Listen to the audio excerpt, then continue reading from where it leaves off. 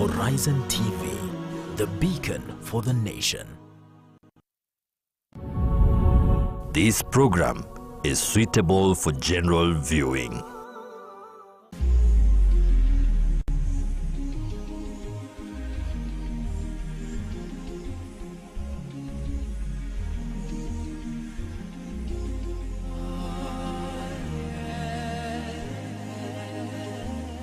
Bismillah ar-Rahman ar-Rahim. Assalamu alaikum wa rahmatullahi wa barakatuh. Our beloved viewers, my name is Feisal Kassim and welcome to Live Real Talk. Now, tonight we are discussing a rather thorny issue in the current political space in this country and the political dynamics in this country. This is something that was introduced back then in 2003.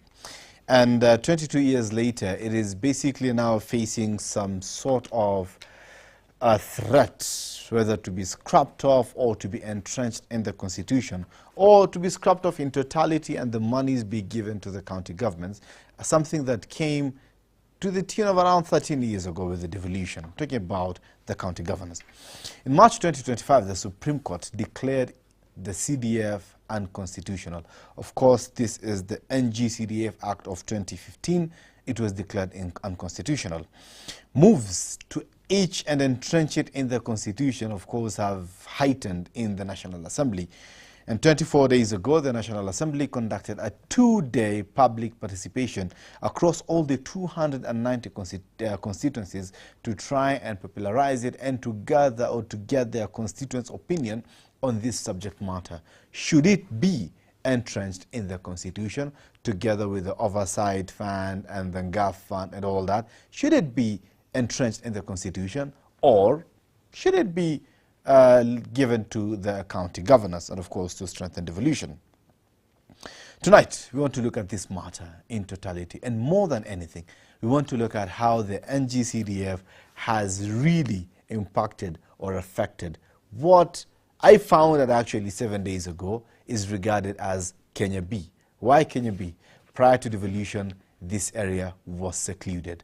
Nonetheless, or not to mention that one of the reasons that CDF was introduced was to try and decentralize development to areas that the national government domiciled within the capital could not easily or ordinarily reach. But their representatives who were sitting in Nairobi could at least take these developments to their areas. Not to mention the limitations that they had all along, but the NG-CDF right now is facing a threat to be removed in totality, or rather the monies that were given to CDF to be taken to the county governors. To discuss this matter and how this is likely to impact areas that were previously seriously marginalized within the Kenyan context and development context, how did it affect them, how it is right now, and what are the possible repercussions. Joining me tonight already in studio is my brother, a long-time friend, been here before, was a colleague before, and tonight he's here as a panelist, Ahmed Kadar. Assalamu alaikum. Wa alaikum assalam wa rahmatullahi wa barakatuh. My brother, how are you? Always a pleasure to see you Salama. and being on the Real Talk show. Karibu sana. And you know, home, Horizon is home. Yes. I mean, you've been part of Horizon since inception, bro. Yes, Horizon is home, and I'm happy that, you know, is the fastest growing station in the region. Alhamdulillah. And we always keep, we are proud of you guys for, you know, disseminating information. Thank you. Things that matter to the community and to the nation at large. Exactly. I mean, and I always tell my viewers here and our viewers here back at home, those who are joining us, is that I have to be biased, and I'm unapologetically biased towards the Muslim community and what's really affecting us, because that is the whole essence of establishment of this institution. Yeah, Horizon TV was established basically to give a voice to a section that was voiceless. Exactly. Yeah. So you should be unapologetic, and I am proud of that you have put it that way. Thanks you for having me. Yes, as you have said, going straight to the topic at hand. Yes. The issue of CDF. It's called NG-CDF nowadays. Before we get to the NG-CDF, my brother, I just want to, like, for a very long time we've been looking at our areas, the northeastern community and the whole Asal area, to be a marginalized community or the marginalized area. What is your opinion? Do you still believe that the area is marginalized right now with the state of devolution and the accessibility of information and roads and all that? Do you still think they are marginalized? Okay, you know, we should put context, you know. Please. Before devolution, yes, as you have put it, it was completely marginalized. Yes. In terms of development. Yes. And you know, always before devolution, development was measured according to where the railway ends. Yes. True. Yes. Yeah. You know? Yeah. There was a whole. It was part of the policy of successive regimes that development should not go to ASAL areas. ASAL areas basically is not only northeastern. We're talking about upper eastern. We're talking about part of Rift Valley. We're talking about, you know, Masai land. We're talking of some Buru land. Talking about Sumbar, the Turkana land, Turkana land, the Lodwas, the Lokishars, the Pokots, you know. So it's generally a large consortium of people who have been neglected by successive regimes. Then devolution came. Devolution basically, as you have put it, was meant to decentralize resource distribution, yes, governance, so that people could have, you know, resources by themselves to develop their regions. And that's why the counties get about 15 to 20% of the country national budget, even though it should be the reverse, that 15% should remain at the national, 85% should go to counties, because there is no reason why money should remain in Nairobi when, you know, there is need for it. You also need to put in the aspect of the equalization fund. Yes. Now, equalization fund, unfortunately, it has not been operationalized for a long time. And these are issues of either legislation. I am not privy to the details because I am not a player in the management of devolution. But what I know about it is that devolution, the equalization fund has not been operationalized. And our governors have not put much effort, to be honest, in fighting for it, in ensuring that they get the devolution, the equalization fund. But at least from the very onset, we can see the intention from putting it into the whole system. Yes. Now coming to devolution now coming to devolution, it will be very awkward again to talk about marginalization when we have devolution, because we have out of the 47 governors, there are 14 ASAL area counties. They are called pastoralist counties. Yes. 14 of them, 3 in northeastern, 2 in upper eastern, and the rest are divided across the nation. And now these counties, unfortunately, devolution has not inspired as it was expected. Yeah, and because of mismanagement, because of misgovernance, if you put it that way. Yeah. And we are not saying that they're not doing anything. No, they're trying their level best. Yes. But they can do better. I like the direction you're taking. If you look at the, and this is not my words. Yeah. If you look at the auditor, you know, there are institutions that manage how, you know, money is spent in this country. Yeah. They like the Auditor General reports. Yes. We have the control of budget. Yes. And we have the ICPAC. We have the ICPAC. We have, you know, there are many institutions that go around the maths of devolved funds. Yes. Now these reports are not encouraging, you know. And the other day you could see some governors being invited to the Senate. Yes. Especially governors from the ASAL areas who could not explain how they are using money. They cannot account for the money. They cannot account for the money. So it's unfortunate now when you have spoken about being marginalized for quite some time, and then now you end up marginalizing yourself. I agree with you 100%. But again, if you look at devolution came around with the promulgation of the Constitution 2010, and then the first governors came in office in 2012, and then the monies were distributed. But even before then, Habibi, 7 years prior, we had the CDF. So within the period of 2003 to 2012, right? That's around 11 years that CDF was operationalized in the area, in the region, right? So then that begs the question, can we still say that the areas were marginalized given that there was some at least allocation of funds given to them through their representatives by the name of National Assembly? You know, CDF is one of the, in my view, is one of the best managed devolved funds. Is it? In my view. Okay. Based on the reports that are out there, based on the, you know, first of all, CDF is about 2.5% of the audited accounts of the national government. So you can imagine what 2.5% can be. Even with that, the money that comes out of CDF in the region that we are talking about, in the ASAL areas, CDF has revolutionized education. Yeah, in terms of some areas. Yes, that's fact. CDF has revolutionized in terms of, you know, access to water, But again, you have to remember that CDF has a specific mandate. Exactly. Yeah, it cannot do everything like the way devolution money is meant for. Devolution money, 70% is recurrent expenditure, 30%. Unfortunately. It should be the other way around. Yes. But you see, now it has also become an employment bureau sort of for clans, for tribal chieftains, and that kind of stuff. Now sticking to CDF. I wish Mheshimiwa was here. You could have spoken better. Inshallah, he's coming. Mheshimiwa is coming. He had confirmed attendance and he was here. Yes, and so with 2.5%, and it has built schools, it has built infrastructure in the constituencies within where that money goes to. There are constituencies in Northeastern, for example, that were ranked the best in terms of management of CDF. The reports are out there to collaborate what I am saying. So it has its own challenges, it has its own corruption, it has its own misgovernance, but CDF, many view is being run better than some of the devolved funds that we are seeing. And that's why sometimes there is this push and pull between governors and members of parliament in where the CDF should go. And I'm one of the guys who is not for the idea of CDF leaving members of parliament. And that's what I wanted to ask you. So should I take it as your considered opinion then that CDF should remain under the patronage of the members of parliament? In fact, because as it is now, the laws that are governing the whole the CDF Act, the members of parliament, they're not necessarily controlling, but they are patrons of the CDF boards within their constituencies. Yes.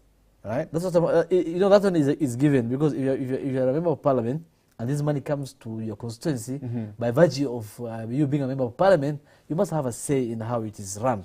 It's common sense. 100%. So is it your considered opinion that they should continue being patrons or patronizing these CDF committees in their constituencies, and the money is not to be added into the devolution kitty? No. Is that your opinion? That's my opinion. CDF should not go to devolution kitty. Yeah, CDF should remain, because when you look at CDF use since 2003, before 2003, the level of education or higher education intake from some of these ASAL regions or constituencies were minimal. Nowadays, if you go to institutions of higher learning, universities, colleges, you will see many students from disadvantaged or from a humble background in these institutions, courtesy of CDF. You can't say the same about counties, even though they claim to have bursary funds. Yes.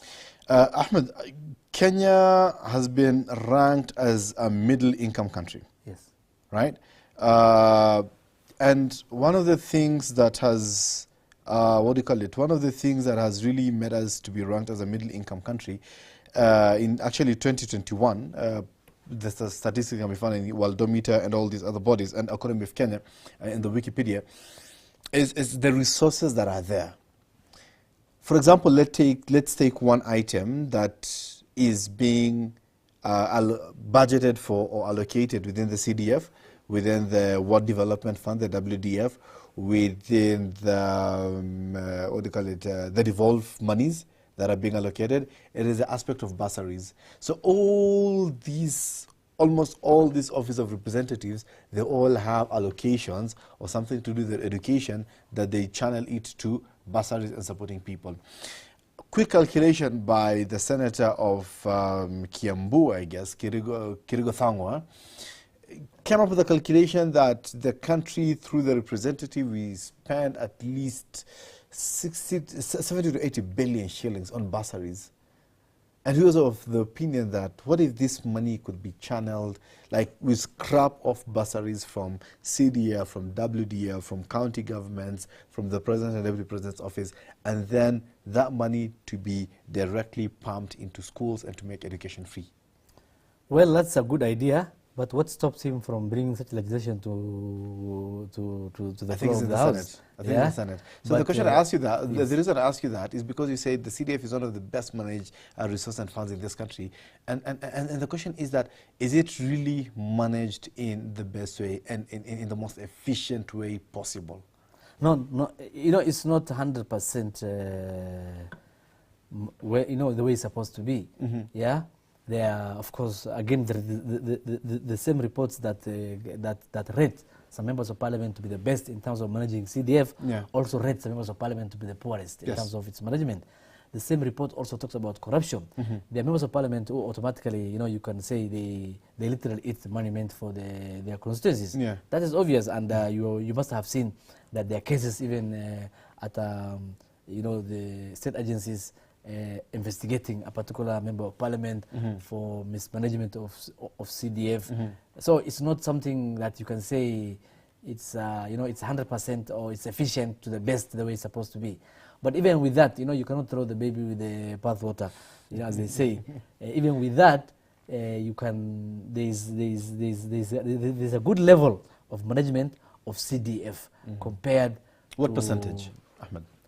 Okay, if out of the 290 constituencies, out of 10, I don't want to rate constituencies, but I want to rate the kitty. Yeah, out of 10, I'll give it 7.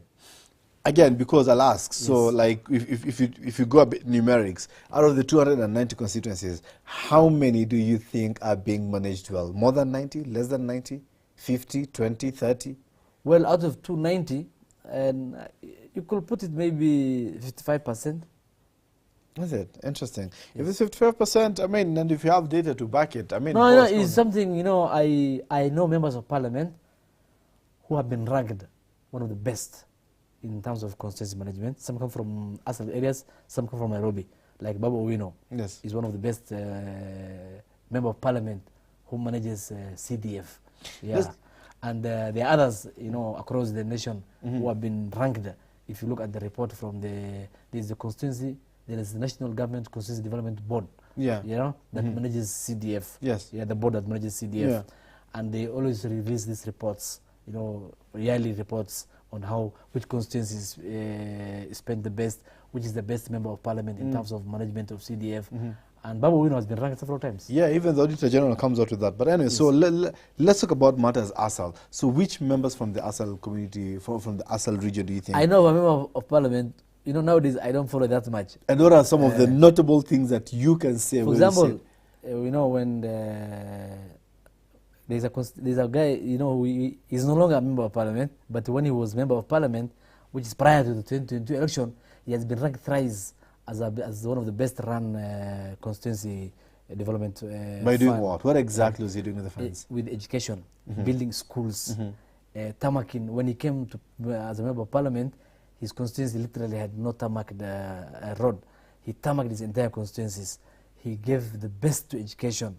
He has taken kids to even outside the country for education using the CDF, because CDF allows, I think, for education. That's Garissa Township member of parliament, Honorable Adenduale. I mean, of course, we've all seen what he's done. But and he was ranked, and it's not something I'm not saying because I'm just saying it's there in the report. I agree with you, 100%. So out of for example, the ASAL counties, let's narrow down to northeastern counties. Northeastern counties has at least 21 sub-counties. That is Garissa, Mandera, and Wajir. 7 each. Correct? No, it's about 18. 18? Yeah. You have 6. 6? No, 7. No, I checked. Mandera has, if you add maybe the women rep, maybe... No, we're talking about the sub-counties, not the women rep. For example, Mandera, we have Mandera East, Mandera Central, Mandera West, Mandera South, and Banisa. And another one I can't remember. They have 6. Let me. Same with Garissa. I can help you crack it down because I mean we went through some of these things. So I don't think it's 7. You don't think it's 7? Let's 6. Look at the numbers. So when you're talking about Garissa, there are 7. There's Garissa Township, Mbalambala, Ijara, Fafi, Dadaab, Lagdera, and Hulugo. There's no Hulugo. Okay, so 6. Lagdera. There's no Hulugo. Talk about Mandera. There is Mandera East, Mandera West, Banisa, Mandera North, Lafay, Mandera South, and Kutulo. Kutulo, there's no Kutulo. There's no Kutulo? Done, so 6. Talk about Wajir. There is Wajir East, Tarbaj, Wajir West, Eldas, Wajir North, Habaswen, Wajir South. Those are 6 again. 7. 6. 7. There's no Wajir, there's no Habaswen. There's no Habaswen. Wajir South. So it's 6. Let's talk about 18 then. Out of the 18, we've mentioned 1.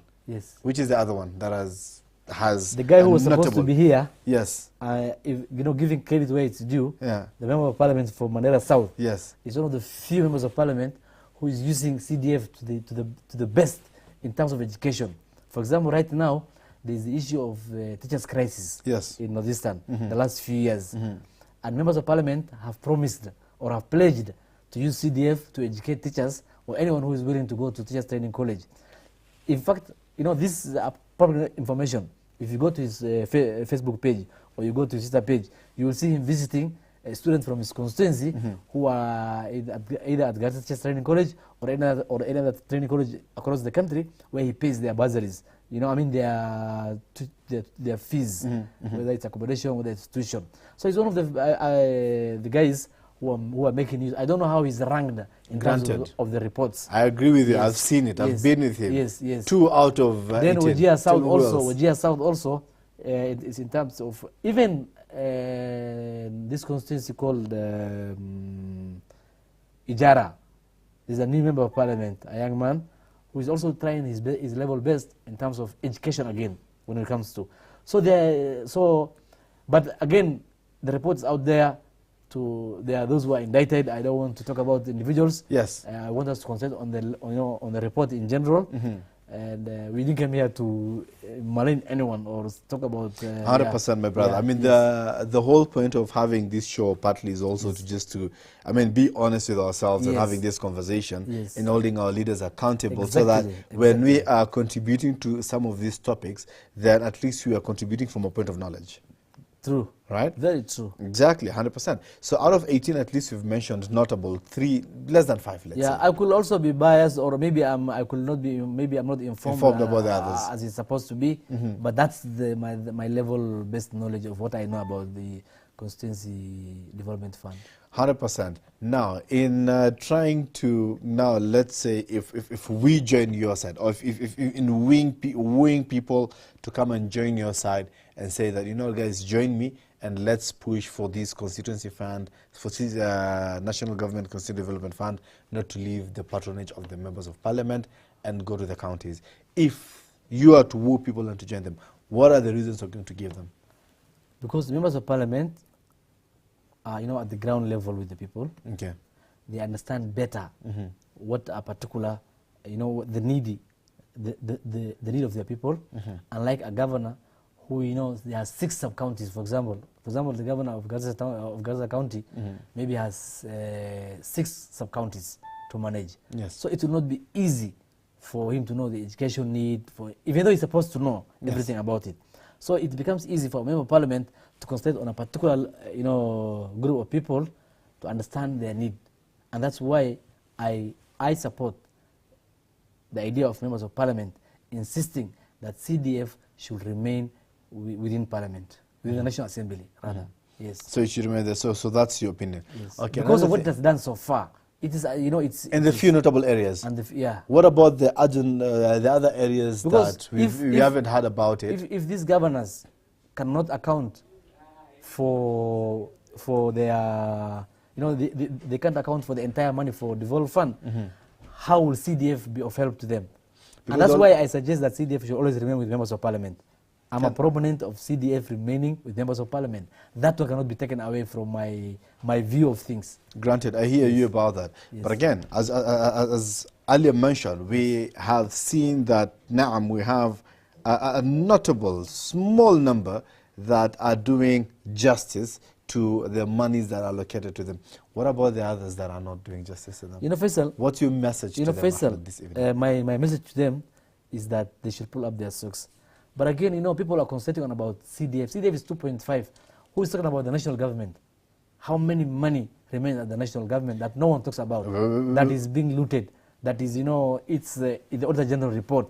We have been told before that 2 billion shillings is stolen. Yes, Mheshimiwa, karibu, just walking. Assalamu alaikum wa barakatuh. Hi, no, just karibu sana Mheshimiwa. How are you? Uko salama? Happy to have you, bana. Alhamdulillah, shukran. Yes, shukran. Thank you so much, karibu. Sorry, it's understandable. It's understandable, Mheshimiwa. Karibu sana. Thank you. Now, Ahmed, yes, you're saying something. I was saying, I literally was defending his position. The whole time.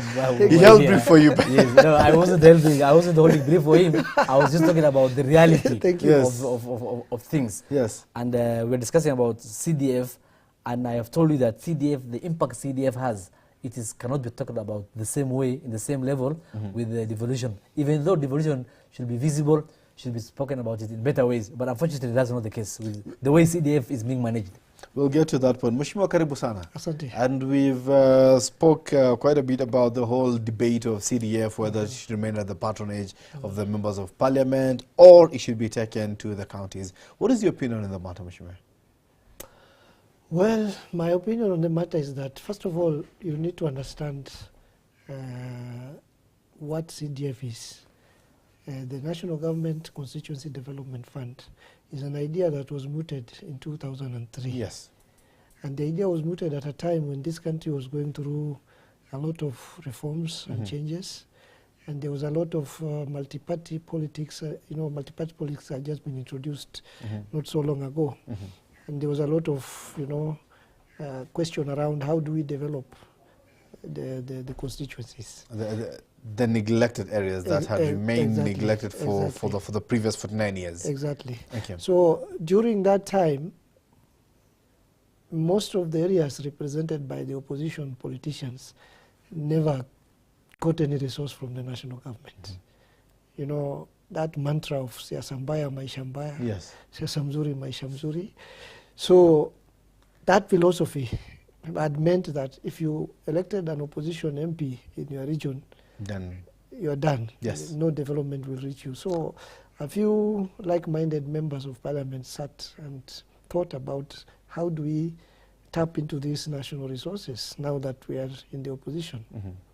And then the idea of NG-CDF came up. Initially it was CDF. The CDF, yeah, that's yeah, right. The idea came up, and it revolutionized how development can be done in localized areas, because it is a strategy, a development strategy where the local communities take charge of the agenda, they identify the needs, they identify their priorities, yes, and they participate in the development. Through the CDF committees. Exactly, through the CDF committees. Yeah, 100%, Mheshimiwa.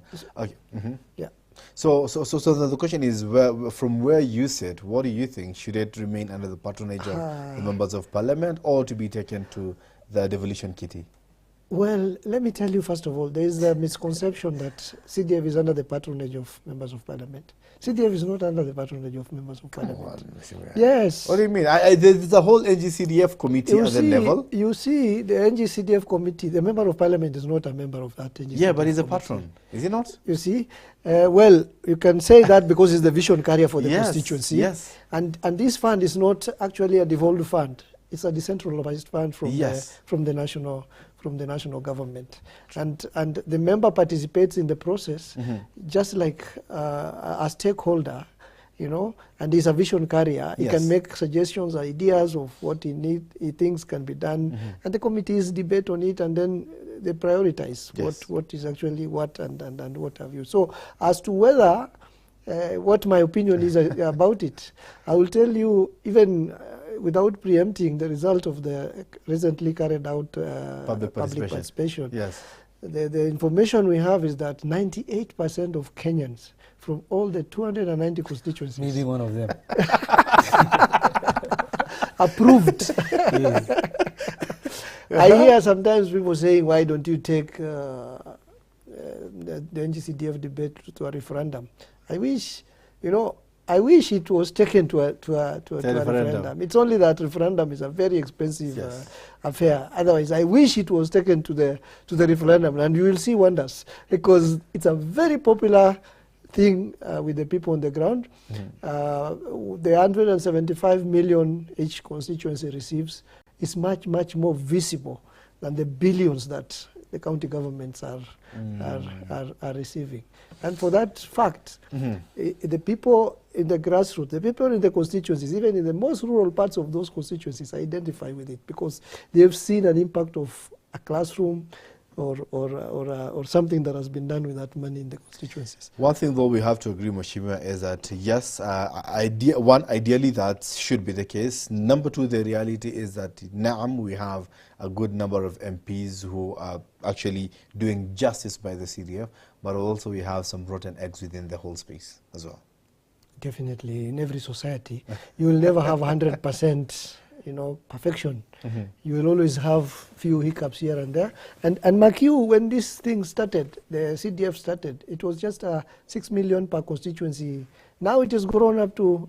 It means and then there's another equalization fund on the side. It means it's a growing initiative, and as it grows, a number of other things also come up with it, including challenges that you're talking about. You see, Faisal, just to add up, the issue, people who say CDF should be taken from the members of parliament to the devolution fund.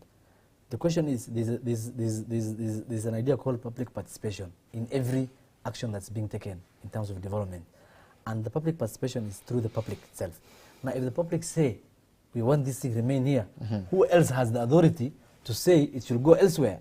Yeah. So the point, and I'm raising, and I'm happy that Mheshimiwa also agrees with what we are saying, CDF, and I've told you before, especially from where I come from, it has revolutionized education, infrastructure within the constituencies, in terms of even access to water, access even to, sometimes CDF does things that's not even supposed to be doing in some places, in terms of its mandate.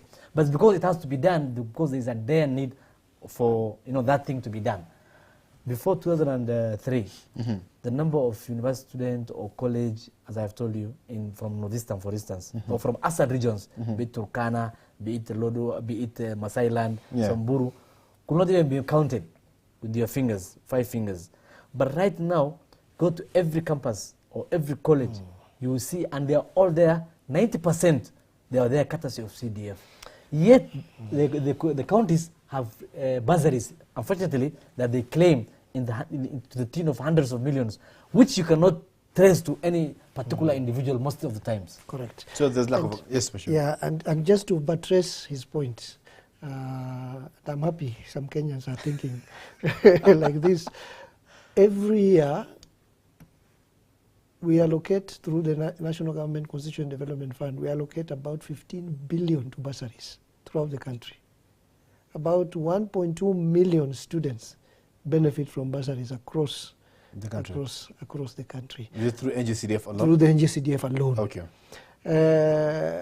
From the time the kitty started in 2003 up to 2023, when they were celebrating the 20 years of CDF, 3,087 classrooms, schools, had been constructed. 1,300 primary schools and 1,700 secondary schools, which were, in combination, were taking up about 1 million students, who have joined now education sector because the new schools have come up. Now, this debate about do we take the function to the county or not doesn't even arise, because one, even from the shareable revenue perspectives, what goes to NG-CDF doesn't come from the county's portion of the 15%. That's true. It comes from the national government, 85%. So even if today this NG-CDF is abolished, that money will never go to the county. It will remain at the national. Those are ideas, because the current allocation for devolution, apparently it's not enough. They say it's not enough, and that's why they wanted to see how then do we take from. Devolution is being represented by senators at the national level. They are the ones who should be agitating for more funds. They are the ones who should be asking, where is the 85? And why is it 15 against 85 and not the other way around? Of which they have, but again, that's topic for another day when you have stakeholders. And again, you must have seen in the Senate. This is, the good thing about this country is that there is free flow of information. Correct. Yeah. You must have seen in the Senate, as recent as last week, governors who could explain how they have used devolution funds. Some literally, the zimekuwa legs, disappeared. $1 million shillings, for example, is being used for a crate of soda. Yeah. You have seen the wastage in the devolution funds. So it's pity to even talk about the governors asking for more money in terms of CDF is a drop in the ocean, yet it's effective. Mheshimiwa, how is the process of you tapping into the whole equalization fund over and above the 175 million that is allocated to your constituencies equally? There's the aspect of equalization fund. So how easy or difficult is it for the past released member of parliament or other ASAL member of parliament to tap into the equalization fund to try and see then how to cover on some of the missing parts? For as far as development is concerned in you see, counties. When the drafters of the Constitution in 2010 came up with the idea of equalization fund, the idea came about because certain parts of this country had been left out completely from the resources that are being shared around. And as a result, they have lagged behind in almost all the development indicators as compared to the national average. And some of those regions are the regions which are obvious to everybody, northeastern, northern parts of Kenya, yes. and that kind of stuff. So the drafters of the Constitution actually went ahead and even defined who are marginalized, what marginalized groups mean. The metrics, yeah. They even defined it in the Constitution, what marginalized groups mean. And then they came up with a question around Chapter 56, around affirmative action and how to address some of these issues. And then they came up with a fund, which is about 1.5% of our total GDP. That will be used, not 1.5, 0.5 actually, percent. It's a bit mixing up for me, but I think it's 0.5. And that fund was supposed to, address a certain sectors in those mostly marginalized counties. And there were about 14 counties which were identified that time. And that resource was supposed to address water, I think health, roads, and energy. Because those were the sectors which were lagging behind most of the other parts of the country. Now, there was a sunset clause, There was a period of about, is it 20 years? Yes. Within which that fund will be used in those 14 counties to try and bring those counties at par with the rest of the country. Now, the funny thing is, as we speak today, the number of counties that are supposed to benefit from equalization fund has risen from 14 to 37. There are even some counties. And that's why I asked you, Mheshimiwa, how easy or difficult? There are even some counties. Yes. Who have always, had access to the to the national kitty through, because maybe they have produced a president or they have produced a deputy president all along. They now want to join counties that are supposed to have exactly. equalization fund, just because they can't stand the idea that money is going to according to them a place that's not supposed to go. But now people has animals only. But that's what they say. I did hold your thoughts right now, yes. The good thing is that we have a new government that also looks things differently, that has started development to areas that has never seen development. I need to hold your thoughts there because you need to pay our bills right now. We're going for a very quick, extremely short commercial break. We just need to pay our bills. Let's watch the advert and we'll be back in a moment.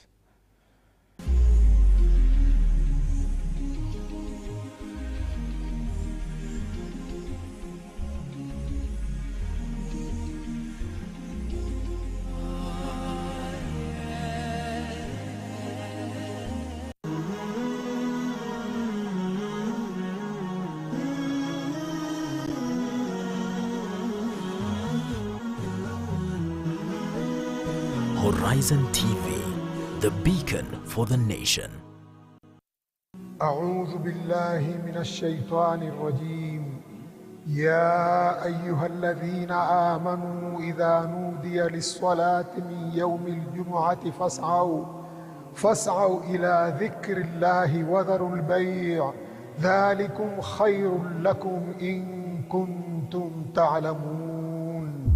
Enyi mlioamini, munapoitwa kuhudhuria swala ya Ijumaa, fanyeni haraka kuikimbilia, muache biashara zenu, hilo ni bora ikiwa mwelewa. Isikilizeni kwa umakinifu khutba ya Ijumaa ili uzidi kujenga imani yako na kupata faida nyingi ya siku hii. Coming to you every Friday from Jamia Mosque, Nairobi. Live on HorizonTV.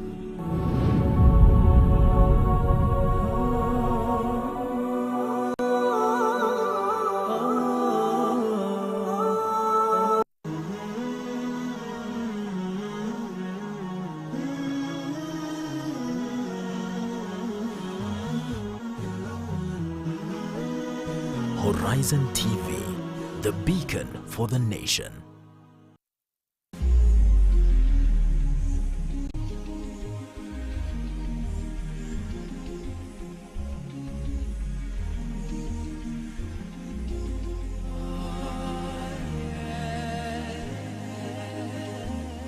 Assalamu alaikum wa rahmatullahi wa barakatuh, and welcome back to Live Real Talk, where you're talking about the NG-CDF and the impact in the so-called Kenya B. Kenya B, because it has been marginalized for very many years, 49 years to be precise, prior to devolution that came into place in the year 2012. And now we have governors, you have more representatives who are actually taking developments back to the ground. Now, Ahmed, I held you on your thoughts just before we went to the break about the whole aspect of equalization fund. Just as the Majmas put it so eloquently, yeah. First of all, the equalization fund is not even there. So there's nothing to talk about. It's there, but again, other people are benefiting from it. No, there's no one benefiting. I'm sure you'll... Is there... It has not been released, the coin, right? I think there was one quarter, 2 quarters which have been released. Which is very, maybe insignificant. Very Yeah. And equalization fund, it was constitutionally, according, you know, if we go by the paper it was written on, I will say it's not even worth it, the paper it's written on, because it has not been operationalized the way it's supposed to be. And just because, you know, there are many other counties that have always had development. There are people, you know, roads, they have roads all the way to their farms, let alone to their homes.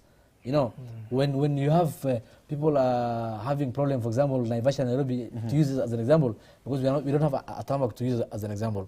So let's just use Nairobi Naivasha highway. You have seen what happens during Christmas or other festive seasons. Yes. There's always a traffic grid, you know.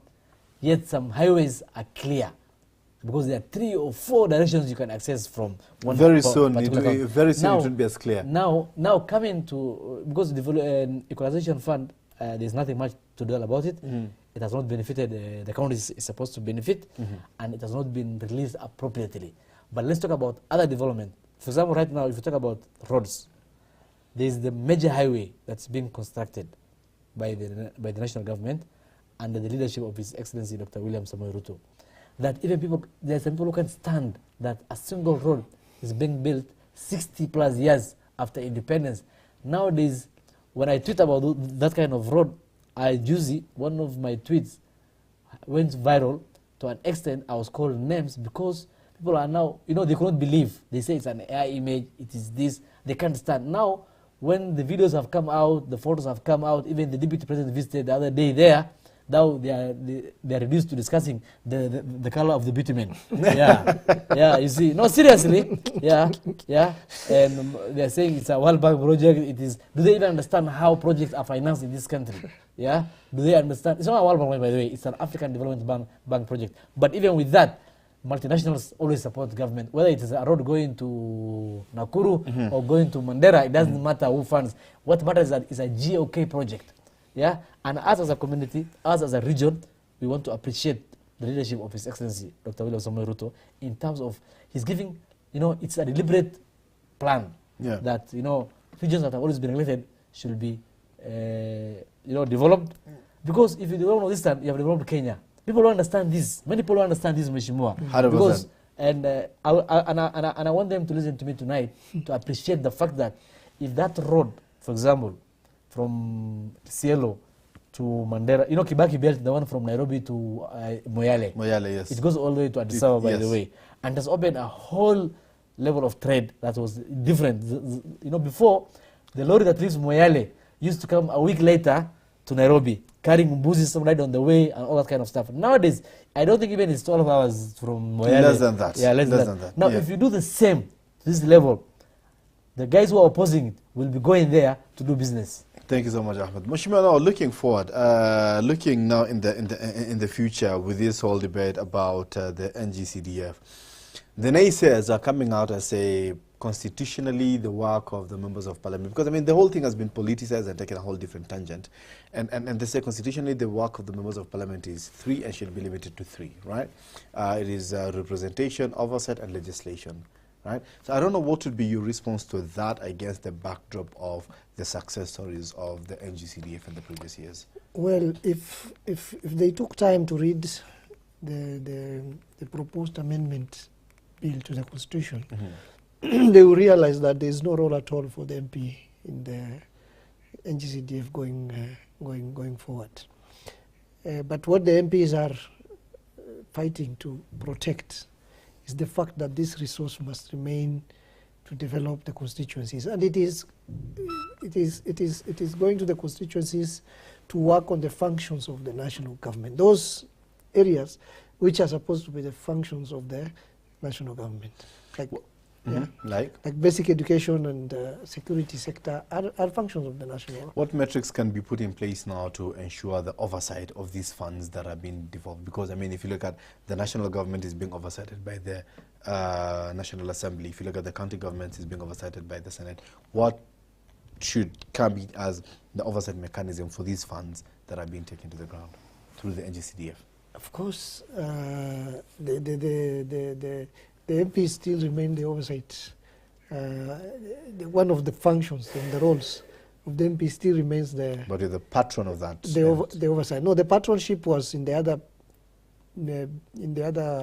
act which was outlawed by the court. In the new act, you will not see any trace of an MP anywhere, because I think in the 203 Act was amended in 2015. In 2023, 2024, we amended a number of acts, and the courts didn't even look at those 2023, 2024 acts. I think 2023 is actually a new one. They didn't even look at it. Yeah, you know? It's actually a new one, because when the 2015 one was taken to court, there's a new one in 2023. Exactly. Yeah, exactly. Actually, the one being operationalized right now is the 2023 one. Exactly. Yeah. So, in a number of times, every time NG-CDFs run through a challenge, we look at what the courts have said, we look at what Kenyans have said, and factor them in. Those suggestions are factored in. The idea is to make sure this localized development strategy remains in place, because the fear that the opposition, those people coming from opposition regions, will not get development is still live today, like it was in 2003. Okay. Today we have a president, like my friend said, who's a bit more open, more, allowing some of these resources to flow through the spirit of the broad-based government, but we don't know what type of president we will have after Ruto, It might be somebody who will take us back to those days when, remember there was a constituency called Kipipiri. I remember there was a by-election, and some electricity poles were taken there during the campaigns. And when they did not vote the government, they were taken back. MP, the poles were taken back the following day. This is where we are coming from, my friend. SubhanAllah, sad state of affairs, wallahi. I remember that story, sad state of affairs. Anyway, as you're wrapping up tonight, Ahmed, I'd like to take your parting shot on this subject matter. My parting shot is that, government changes. Right now we have a government that minds about everyone in this country, regardless of the noise, regardless of the insults, regardless of the pessimism, across social media. And this pessimism is not based on the reality on the ground. It is based on maybe some people feel that they're kicked out of government and they want to turn their personal challenges and personal crisis into a national issue. And no one should buy into that. The government of His Excellency William Ruto is delivering. Look at the affordable housing project. Look at the level of electricity connection. Even today, I was watching over 25,000 households is being connected in the western part of the country, somewhere in Luo Nyanza. Same is happening. We have issues with the electricity. Mheshimiwa knows this, but all is not lost, because the national grid for the first time has been taken to Northeastern about less than 7-10 years ago, and it's just a matter of pulling it. And I'm sure once this road is connected, is constructed, the road doesn't come just a road. It comes with other infrastructures. Yes. It comes with fiber connections. It comes with electricity connection. And give it, by the time Ruto is coming back, in second term. No, there doesn't call one term. You can take that to the bank. Yeah, this is a two-term government. Yes. This has to be very clear. Yeah, this doesn't call one term. I've seen some people singing one term. That is their problem. It is their right to shout how much they want to shout. And they're entitled to their opinion. Yeah, they're entitled to their opinion. But the reality 100%. means that... As the same way you're entitled to your opinion. Yeah, of course. Because my opinion is based on facts and reality. Theirs could be far-fetched. They could also say the same. Theirs is based on facts and reality. Mheshimiwa, your parting shot tonight. Kenyans we serve, especially in my position as a member of parliament, are not compartmentalized in this idea of, this is county, this is what.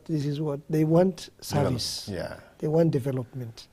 And any opportunity that brings that development closer to them, we must fight to make sure it is sustained. And that is what NG-CDF is. And that is why we are fighting to make sure NG-CDF remains in its place. And I want to assure all my constituents and other constituents across the Republic that NG-CDF is there to stay. It will continue serving you. In fact, we are thinking of moving it from 2%, 2.5% to 5% so that you can have more. Because that's what Wananchi told us when we were doing the public participation. They even said, take some of these resources we are giving to the counties, take some of it back and give it to the NG-CDF.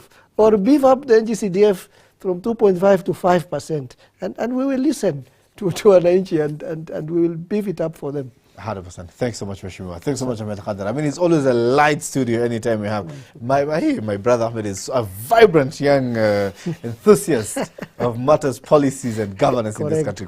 Thanks so much, Mheshimiwa. Thanks so much, Ahmed Kadar. Asante, thank you. I mean, since June, I think, of 2024, after the finance bill, a number of Kenyans have woken up and actually taken the whole aspect of accountability into their own hands. But again, in the spaces that have been created, both online and offline, there is a whole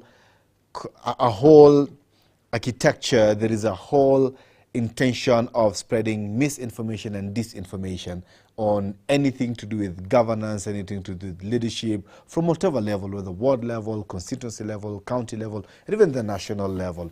And sometimes this has led a lot of fake news and misinformation to spread on the digital media.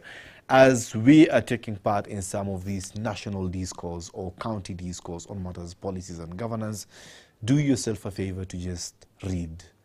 When you're taking part in this conversation about the NG-CDF Act, or rather the amendment to the Constitution, for it to be entrenched in the Constitution, do yourself a favor and just read.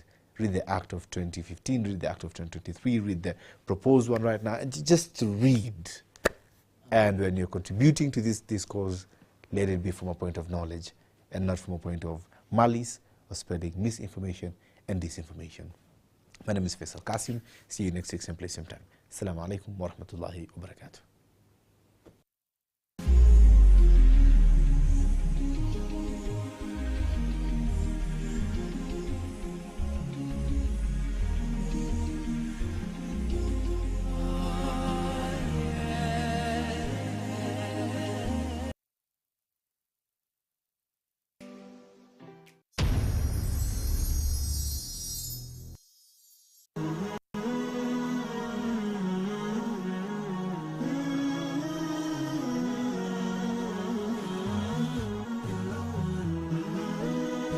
Horizon TV, the beacon for the nation.